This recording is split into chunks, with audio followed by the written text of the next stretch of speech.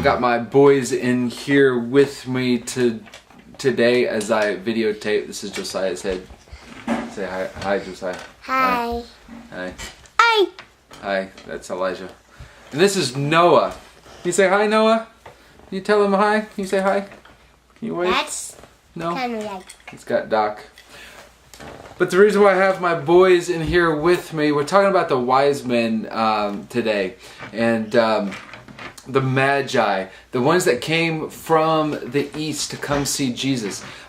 See, the wise men, despite the nativities that you have, the wise men probably did not show up at the stable, at the cave. Actually, we know they showed up before Jesus turned 2, but it probably was more like when Jesus was about 18 months. Noah here is almost 23 months. So Jesus was around the same age as Noah. And can you imagine these wise men? We don't know if there were 3. There's probably more than 3. They only brought 3 gifts.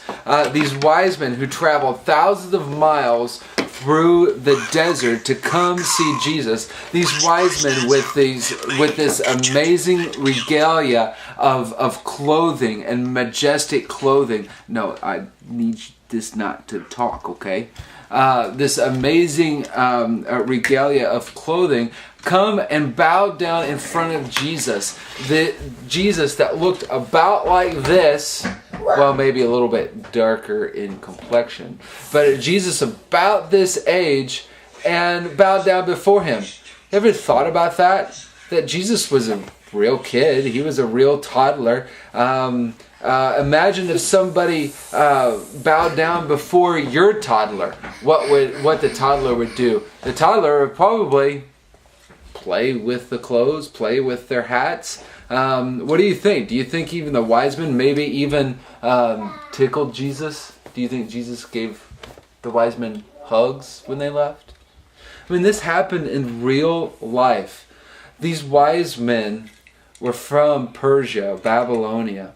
They were smart, brilliant guys. They studied the skies and the stars and astrology to see what was going on. They had background, maybe even to Daniel and their teachings. The reason why they were able to recognize the star might have originated with Daniel. And throughout the generations, these teachings just kept going and going. And then when the star arose or appeared in the sky, they took off to Jerusalem to worship the king. They showed up in Jerusalem to talk to Herod, because the kid that was going to be a king, wouldn't you think that they would end up in the palace? Well, that wasn't the case. They said, well, go take a look at Bethlehem. They went to Bethlehem, and there they found the child, the son of a carpenter, in a common house. Imagine this scene. Do you think it drew a crowd where these amazing men, this entourage of men dressed in probably some pretty amazing clothes that came to this backwoods town of Bethlehem to worship this 18-month-old boy?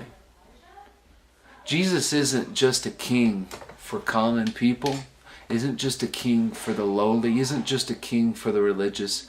Jesus is a king for those who are high and mighty and have everything. Continue reading this week the story of Jesus' birth. How do you need a king in your life that you can bow down to and ask questions of and ask, what is it that you have for me in your kingdom?